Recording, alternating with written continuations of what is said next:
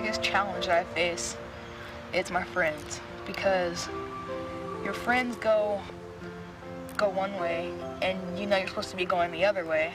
I worry a lot about the future.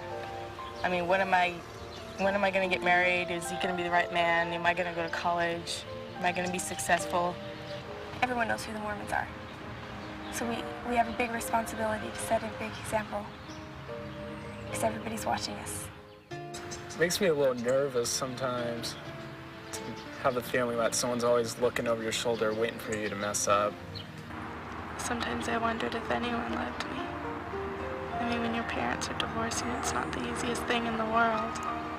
And sometimes you wonder if it's your fault or if they still love you. Well, everybody used to always say, oh, cut your hair, do all this, and made you feel you don't want to do it because everybody's telling you to do it. So as soon as everybody stopped bothering me about it, you know, I cut it.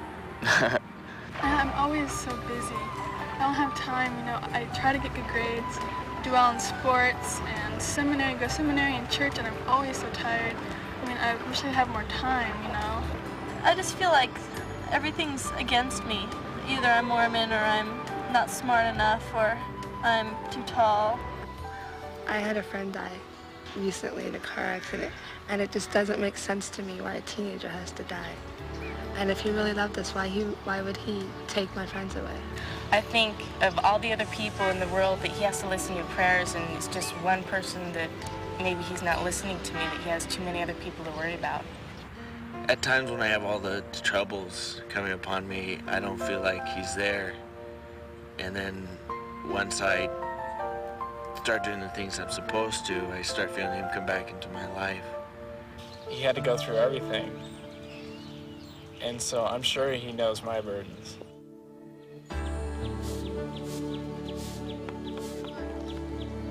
Come unto me, all ye that labor and are heavy laden, and I will give you rest.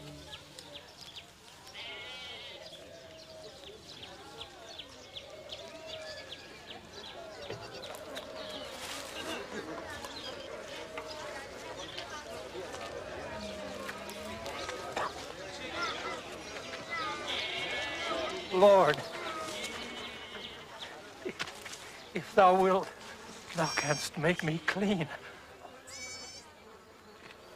I will.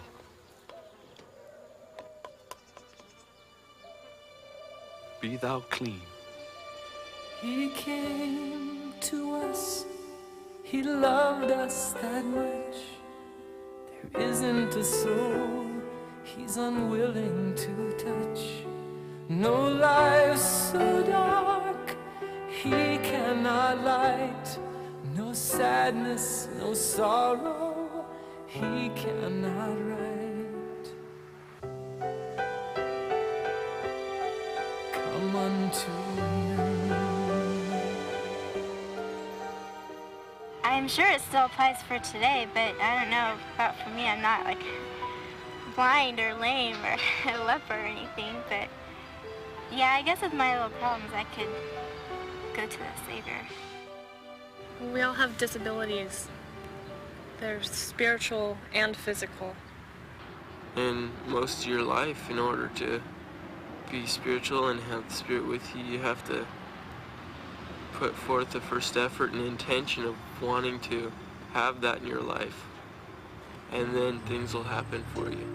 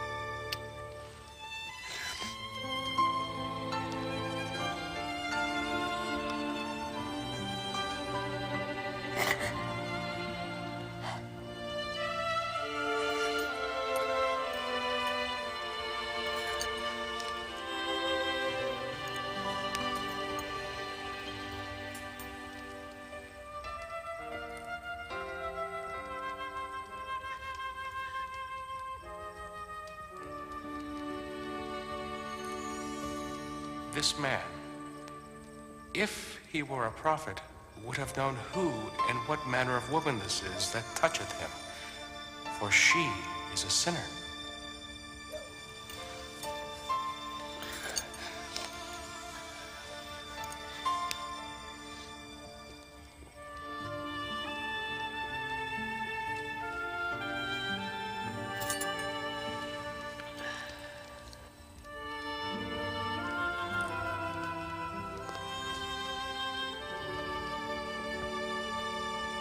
Simon, I have somewhat to say unto thee.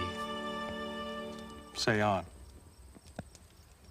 There was a certain creditor, which had 2 debtors. The one owed 500 pence, the other 50. And when they had nothing to pay, he frankly forgave them both. Tell me, therefore, which of them will love him most? I suppose that he to whom he forgave most. Thou hast rightly judged. Seest thou this woman? I entered into thine house. Thou gavest me no water for my feet, but she hath washed my feet with her tears, and wiped them with the hairs of her head. Thou gavest me no kiss,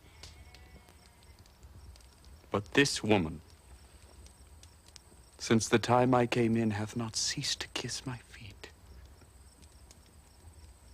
My head with oil thou didst not anoint,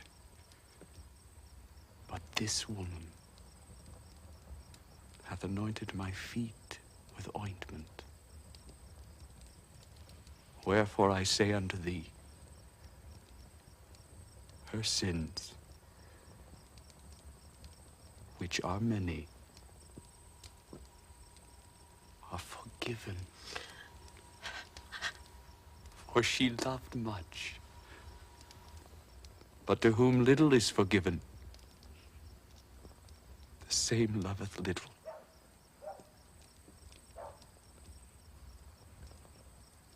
Thy sins are forgiven.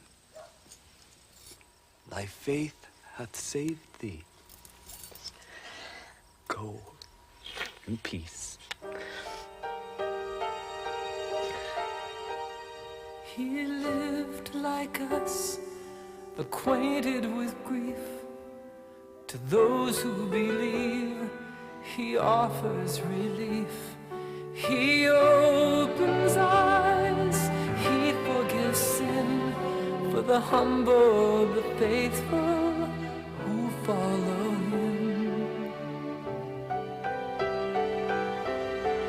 Come unto him. One of the things that I love is you know that Christ is always there. And no matter how long you've not read your scriptures or how long you've been mean or you haven't been doing everything quite like you should, you always know that he'll be there. The Lord has unconditional love, and no matter what you do, he'll still love you. He could have done what he wanted to, but he chose to do everything for us. It's neat to know that he would come down on this earth and die for us. I mean, go through all the pain that he did, all the suffering that he did, you know. I'm grateful for this gospel and what it helped, and knowing that Jesus Christ did that for us. And what a great example he is of love and kindness, and I'm just really grateful for him. He came to earth, he lived as a man. There's no earthly care he can't understand, no earthly pain he did not feel, no hunger, no heartache he cannot heal.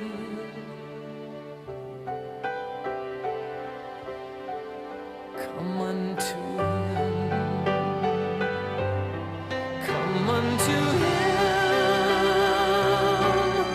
come unto him, come learn of him, he's meek and humble and lowly of heart. Come unto him.